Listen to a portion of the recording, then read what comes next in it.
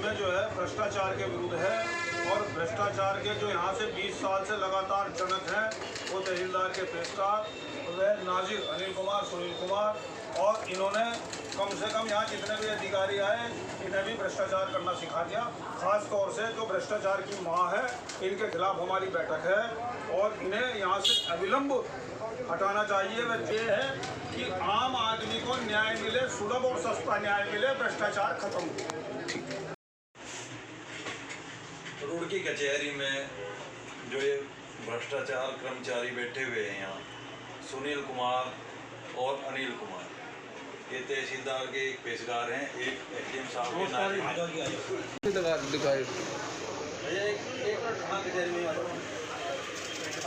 दोस्तों आप देख रहे हैं दैनिक रुड़की, मैं हूं दीपक अरोड़ा और आज हमारे साथ रेवेन्यू बार रुड़की के जो अध्यक्ष हैं आज मुझसे बात करेंगे कि क्या कहना चाहते हैं हमारे चैनल के माध्यम से। जो शिकायती पत्र उन्होंने गन्ना मंत्री उत्तराखंड सरकार को भेजा है, क्या है उस गन्ना मंत्री को भेजने वाले पत्र में, क्या शिकायत उन्होंने करी है, आइए जानते हैं। अध्यक्ष जी आपका दैनिक रुड़की बहुत बहुत स्वागत है। जिस तरह से आपने रुड़की के अंदर जो प्रशासनिक अधिकारी हैं और तहसीलदार के जो पेशकार हैं उनकी आपने शिकायत लिखित रूप से अपने गन्ना मंत्री जी को करी है, क्या है उस शिकायत प्रकरण का मामला, क्या है, जरा हमारे दर्शकों को आप तो बताइए। ये जो पहली बात तो आपके चैनल का बहुत बहुत धन्यवाद। दूसरी बात ये है कि जो ये नाजिर हैं अनिल कुमार जी और उनके भाई जो है पेशकार जो है तहसीलदार के हैं सुनील कुमार जी, ये वर्षों दर वर्षों से इन्होंने यहाँ जमे हुए हैं तहसील रुड़की में। इनकी शिकायतें हर साल होती हैं, हर साल अधिवक्ता या पीड़ित व्यक्ति इनकी शिकायतें करता है, लेकिन भ्रष्टाचार और सेटिंग की वजह से आज तक इन्होंने रुड़की तहसील के नाजिर पद और तहसीलदार पर पेशकार पद इन्होंने नहीं छोड़ा है। इससे आम व्यक्तियों और जितने भी काम करवाने वाले हैं, 143 हो, प्रमाण पत्र हो, कोई भी काम हो, इसमें इन्होंने अत्यधिक भ्रष्टाचार फैला रखा है। और जीरो बैलेंस पे कहते हैं कि ये सरकार में भ्रष्टाचार नहीं है, लेकिन एक व्यक्ति 3 साल में कम से कम कुर्सी से तो हटना चाहिए अपनी पोस्ट पे से। ये एक बार अध्यक्ष जी कितने साल हो गए हैं इनको इस पोस्ट पे रहते हुए? इसी पोस्ट पे लगातार हैं। अच्छा, कितने वर्षों से? वर्षों दर वर्षों से। बीच में गए हैं ये केवल 1 महीने के लिए, फिर यहीं तहसीलदार के यहाँ पेशकार बन गए। नाजिर लगातार यही है, बीच में केवल 1 महीने के लिए गए थे, 1 महीने में ही अपनी सेटिंग करवा के फिर वापस रुड़की के जो है नाजिर बन गए। तो उससे क्या परिलक्षित होता है? परिलक्षित ये होता है कि पूरी रुड़की तहसील को और पूरे रुड़की तहसील के अधिकारियों को इन दोनों व्यक्तियों ने कैप्चर कर रखा। अनिल जी क्या कहना चाहेंगे जिस तरह से आपने शिकायत करी है जो गन्ना मंत्री जी को? सबसे पहले तो आपका बहुत बहुत धन्यवाद। आपने तहसील रुड़की में आकर ये भ्रष्टाचार जो कर्मचारी हैं, भ्रष्ट कर्मचारी जो जिन्होंने जनहित और जनता के पैसे को भ्रष्टाचार के माध्यम से ये जो लेके इधर उधर लगा रहे हैं, कॉलोनियाँ काट रहे हैं, इस व्यक्ति के 3 पेट्रोल पंप हैं। क्या संभव है एक 30-40 हज़ार की नौकरी में कि एक व्यक्ति 3-3 पेट्रोल पंप का मालिक हो सकता है? कॉलोनियों में इनकी पार्टनरशिप चल रही है। आप समझो कि ये लगभग 20 वर्षों से रुड़की तहसील में दोनों भाई जमे हुए हैं। एक मुकदमे को डिसाइड करने के आप अभी, मैं आपको दावा करता हूँ, आप अभी जाके किसी फाइल में 10,000 दोगे तो 10 पकड़ लेंगे, 1 लाख दोगे तो 1 लाख पकड़ लेंगे और फाइल को डिसाइड कराने के लिए पेमेंट ले लेंगे। हमें ये नहीं पता कि अधिकारी ले रहे या नहीं ले रहे। ये दोनों व्यक्ति, दोनों सगे भाई, इनकी क्या सेटिंग गेटिंग है कि ये 1 महीना या 2 दिन को यहाँ से जाते हैं और उसके बाद वापिस इन्हीं सीट पर आ जाते हैं। अनिल जी आप रुड़की बार एडवोकेट एसोसिएशन के सचिव भी रहे हैं पूर्व में, और आपने उस समय कोई इस तरह की आपने मुद्दा उठाया था, कोई इनकी शिकायत करी थी क्या? मैंने पहले भी इनकी शिकायत की थी। ये एप्लीकेशन है इसकी, ये फरवरी 2021 की है और इस पर मैंने सूचना भी मांगी, बल्कि अपील तक में मैं गया। सूचना भी इन्होंने एक भी सूचना नहीं दी, बल्कि हाथ जोड़ना रिस्क करने पे कि आगे भविष्य में ऐसा नहीं होगा, कभी किसी के साथ ऐसी कोई वो नहीं होगी। लेकिन ये आम आदमी को तो छोड़ो, आम आदमी का काम करता है अधिवक्ता। ये अधिवक्ता को भी इतना प्रताड़ित कर देते हैं। जो जूनियर आता है, हमारा काम हो जाएगा, आपका काम हो जाएगा, आप पत्रकार हैं, हम सेक्रेटरी रहे तो हमारा काम हो जाएगा। लेकिन जो आम आदमी है और जो जूनियर अधिवक्ता है उसका काम ये बिना पैसे के कभी नहीं करते।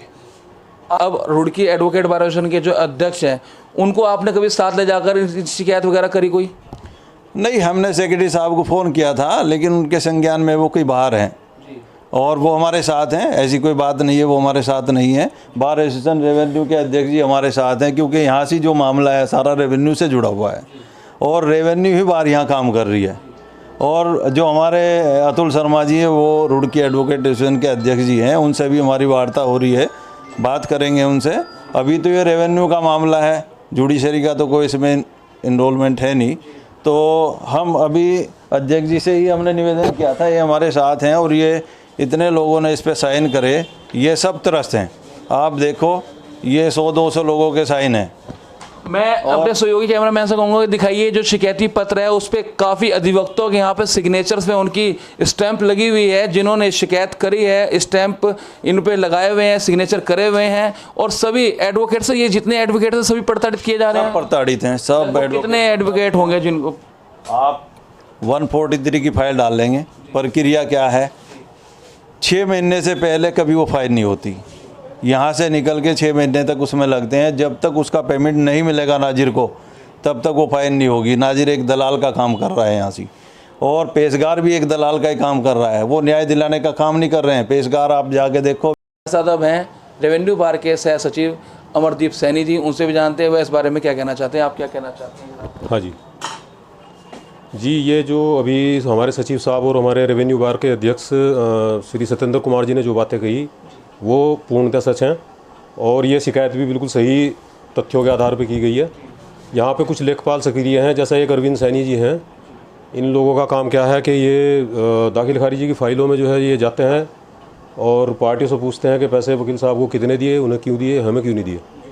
मतलब इस स्तर पे यहाँ भ्रष्टाचार व्याप्त है। अगर अधिवक्ता अपनी फ़ीस ले रहा है तो उसमें से इन्हें बांट के भी दे रहा है, उसके बावजूद ये लोग पार्टियों के घर तक जाते हैं और इन लोगों ने यहाँ पे ये व्यवस्था बना दी है कि इनके दलाल यहाँ सक्रिय हैं, उनसे मिलोगे पैसे दोगे तो काम होगा, नहीं तो नहीं होगा। यानी कि जनता के साथ साथ अधिवक्तागण भी यहाँ परेशान है। हम खुद परेशान है भाई साहब। चलिए, तो अभी चीज़ को लेकर आप उच्च अधिकारियों को बजाएंगे, आंदोलन करेंगे चीज़ को लेकर? हमारे सचिव साहब, हमारे पूर्व सचिव साहब अनिल जी, हमारे जो आप वर्तमान अध्यक्ष जी हैं, ये लोग जो भी कार्रवाई करेंगे ये आपसी सहमति से ही करेंगे और हम इनके साथ हैं और आखिरी दम तक साथ हैं।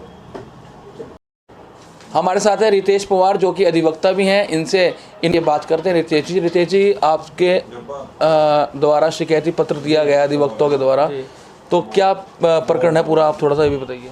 मेरा एक 143 थी, वो तहसीलदार साहब के आईडी पे से एचडीएम साहब के आईडी पर पहुंचाने के लिए मेरे पास से नाजिर साहब ने 500 रुपये लिए। मैंने बताया कि ये मेरी पर्सनल है, उन्होंने कहा नहीं आप पहले 500 रुपये दोगे जब ये आईडी आपकी तहसीलदार साहब के पास से एचडीएम साहब के पास जाएगी। मेरे पास से 500 रुपये लिए हैं नाजिर साहब ने। और उनके जो भाई पे आप रोप लगा रहे हैं वो भी नीचे जो फाइल कराने के लिए ना, वसीयत की फाइल कराने के लिए भी पैसे लेते हैं, उसके आदेश बनवाने के लिए जो भी आदेश बनवाने हों उसके लिए आप पैसे लेते हैं। कहना चाहेंगे जिस तरह से आज आपने आरोप लगाए हैं? भाई साहब मेरा नाम रितेश एडवोकेट, तहसील में जो नाजिर है ना, नाजिर कर्मचारी अनिल एचडीएम साहब का नाजिर, वो हर चीज़ में पैसे लेता है। 143 के भी एचडीएम साहब के आईडी, तहसीलदार साहब के आईडी से भेजने के लिए भी पैसे, एचडीएम साहब के मूल निवास जाति प्रमाण पत्र के आईडी से साइन कराने के लिए भी पैसे लेता है। दोनों भाइयों ने यहाँ से जो पेशकार हैं वो भाई कौन है? सुनील जो तहसीलदार साहब के पेशकार हैं, उन्होंने भी यहाँ से पूरी। पैसे लिए कोई? हाँ कितने? कितने